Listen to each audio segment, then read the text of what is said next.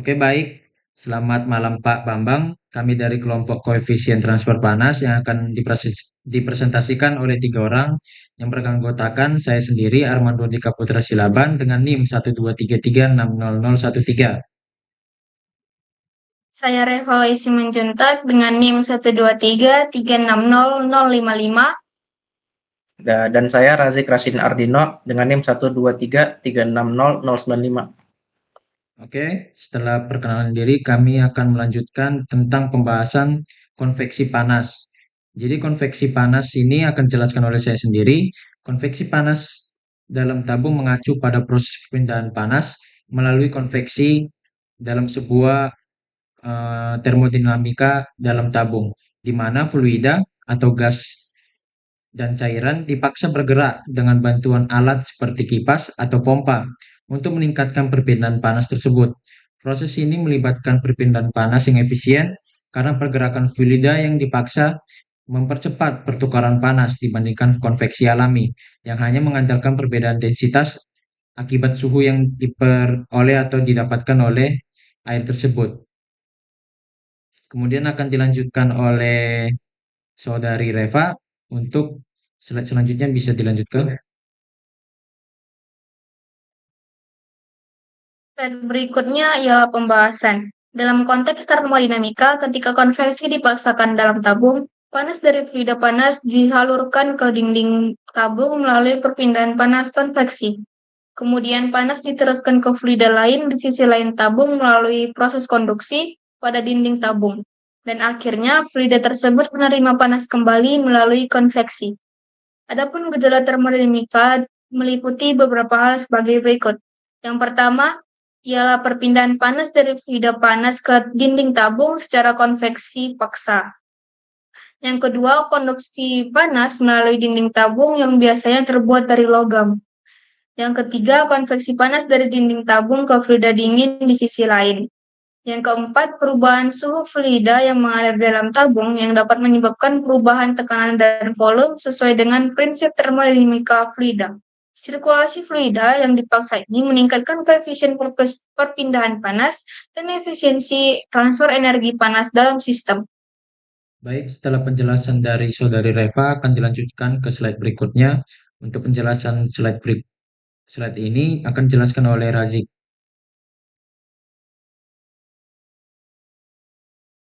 Mic-nya. Ini diberikan skema dari sistem konveksi paksa tersebut. Di sini adalah contohnya ini kami berikan adalah sistem pendingin atau cooler. Nah, ini biasa kita temukan dalam komponen elektronik. Seperti yang ada di komputer itu ada kipas. Komputer tuh ada kipasnya. Kalau untuk di handphone itu dia ada passive cooling. Nah, di sini simpelnya kita ini memaksa udara atau fluida ke arah komponen panas agar tukaran energi dari komponen panas keluar sistemnya itu menjadi lebih mudah. Jadi kita memberikan udara, kita memberikan gerakan dari luar itu supaya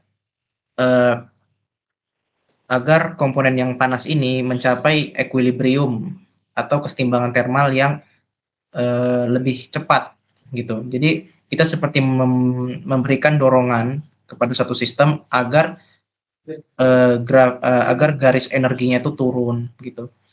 Nah, faktor eksternalnya ini bisa kita berikan ya dari kita memberikan energi dari aliran fluida tersebut. Nah, alirannya ini bisa berupa pressure atau mungkin turbulensi seperti yang ada di gambar, ini ada kipas, atau menggerakkan komponen yang panas ke posisi atau dengan menempelkan ke material yang berbeda di setiap waktunya. Nah, di sini kita bisa selain menghemat waktu untuk mendinginkan, kita juga bisa memberikan faktor safety kepada komponen yang bisa atau lebih mudah mencapai suhu yang tinggi, di mana itu bisa berbahaya gitu.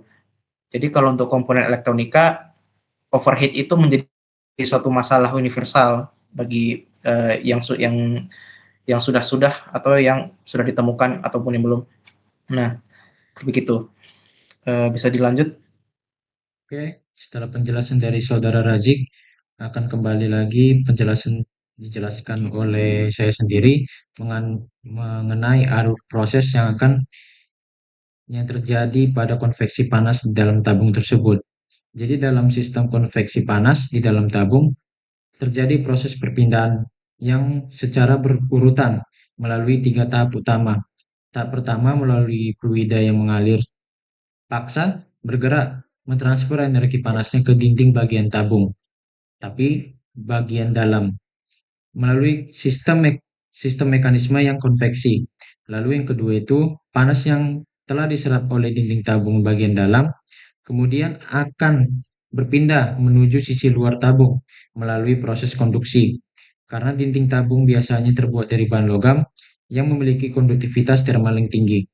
Kemudian yang ketiga ialah fluida dingin yang mengalir dari sisi luar tabung atau bagian berbeda dari sistem kemudian menerima panas dari dinding tabung melalui konveksi lagi.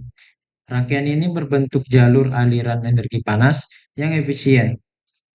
Jadi penjelasan tersebut berurutan melalui konveksi, kemudian konduksi, kembali lagi ke konveksi, di mana pergerakan fluida yang dipaksa berperan besar dalam meningkatkan kecepatan dan efisiensi perpindahan panas tersebut.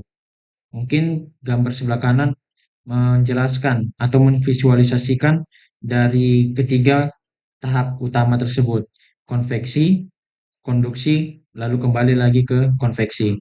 Mungkin slide selanjutnya akan dijelaskan oleh Saudari Reva. Adapun beberapa proses yang dilalui dalam metode ini ialah sebelumnya pada metode ini didapatkan beberapa contoh. Contoh nyata dari konveksi panas dalam tabung adalah pada boiler dan heat exchanger, di mana air atau fluida lain dipanaskan melalui tabung logam dengan gas panas yang mengalir di luar tabung, sehingga terjadi perpindahan panas secara konveksi paksa dan juga konduksi.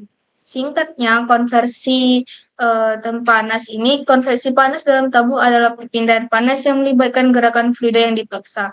Untuk meningkatkan efisiensi transfer panas, dengan gejala termodinamikanya berupa perpindahan panas konveksi dan konduksi serta perubahan sifat termodinamika fluidanya mengakibatkan pemanasan tersebut. Adapun proses hal ini melalui 3 proses. Yang pertama, aliran gas panas di luar tabung. Pada tahap pertama ini digerakkan oleh blower untuk mempercepat perpindahan panas ke dinding tabung. Yang kedua ialah aliran air di dalam tabung. Pada proses kedua ini digerakkan oleh pompa untuk menghindari stagnasi sehingga air menerima panas secara merata dan efisien. Lalu yang ketiga, yang terakhir, ialah melalui proses penghilangan lapisan batas termal. Pada proses ini, dengan aliran yang cepat, lapisan tipis fluida di permukaan logam yang biasanya menghambat perpindahan panas bisa dipecah. Mungkin penjelasan dari Saudari Reva akan dilanjutkan ke slide berikutnya yang dijelaskan oleh Saudara Razik. Nah, di sini diberikan gambar dari heat exchanger. Nah, heat exchanger ini juga bisa berfungsi sebagai boiler tergantung energinya masuk atau keluar.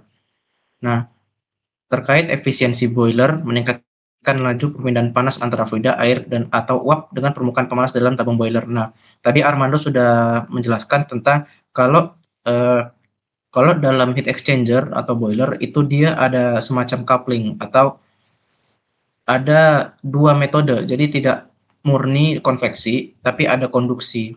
Jadi kalau kita lihat di sini heat exchanger itu satu aliran fluida itu dipecah menjadi banyak pipa. Supaya apa? Supaya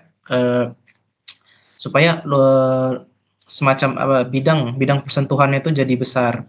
Nah, dan ini juga dipengaruhi oleh material yang kita gunakan dalam pipa tersebut. Jadi kalau untuk heat exchanger atau boiler biasanya yang ditemukan itu adalah pipa tembaga atau pipa aluminium.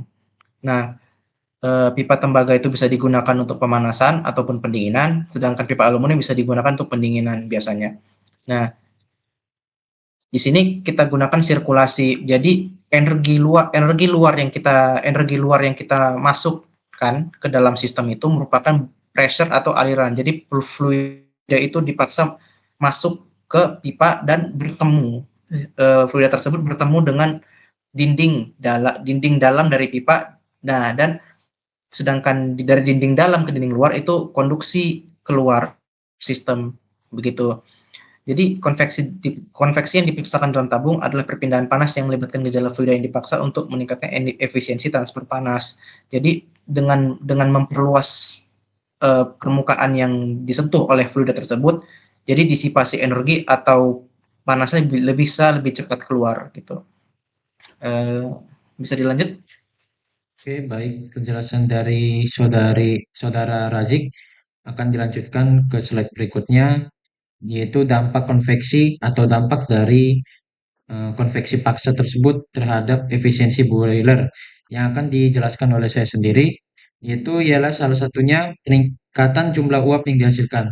Jadi semakin besar laju aliran fluida yang diakibatkan oleh konveksi paksa, maka akan semakin banyak pula uap yang akan dihasilkan, yang secara langsung meningkatkan efisiensi boiler karena maaf, karena efisiensi cenderung naik seiring dengan peningkatan jumlah uap tersebut. Kemudian selanjutnya terjadinya pengurangan kehilangan panas. Konveksi paksa membantu mengurangi kehilangan panas pada permukaan. Pemanasan dengan mempercepat perpindahan panas sehingga energi panas dari bahan bakar dapat dimanfaatkan lebih optimal. Jadi maksudnya ini itu jadi pemanasannya itu dapat merambat ke seluruh sisi daripada tabung tersebut. Akibat daripada itu, maka akan terjadi pembakaran bahan bakar yang optimal dikarenakan distribusi panasnya itu sudah lebih merata daripada tanpa konveksi panas atau konveksi alami. Selanjutnya itu yang ketiga ialah pengaruh pada tekanan dan temperatur. Konveksi panas memungkinkan kontrol yang lebih baik terhadap suhu dan tekanan uap yang berkontribusi pada efisiensi thermal boiler, terutama pada tekanan superheater tertentu yang dapat meningkatkan efisiensi secara signifikan. Mungkin penjelasan dari dampak konveksi paksa selanjutnya akan dilanjutkan oleh saudari Reva mengenai efisiensi boiler. Terlihat dari gambar yang ada di tengah ini, dapat disimpulkan bahwa efisiensi boiler juga dipengaruhi oleh beberapa faktor lain seperti tekanan superheater, temperatur air umpan, dan kondisi operasional boiler. Misalnya, efisiensi tertinggi dicapai pada tekanan superheater sekitar 61,97 bar dan suhu air umpan sekitar 129,5 derajat Celcius, di mana konveksi paksa berperan dalam menjaga kondisi optimal tersebut. Lalu dapat disimpulkan juga bahwa secara keseluruhan, konveksi paksa dalam boiler meningkatkan efisiensi dengan mempercepat perpindahan panas, meningkatkan produksi uap, dan mengoptimalkan kondisi operasi, sehingga energi bahan bakar dapat digunakan lebih efektif dalam proses pemanasan air menjadi uap. Mungkin ini sudah di penghujung slide. Kami dari kelompok koefisien transfer panas mengucapkan terima kasih dan juga meminta maaf jikalau kami ada salah penyampaian daripada materi kami ataupun dari tutur kata kami. Sekian dari kelompok koefisien transfer panas. Terima kasih.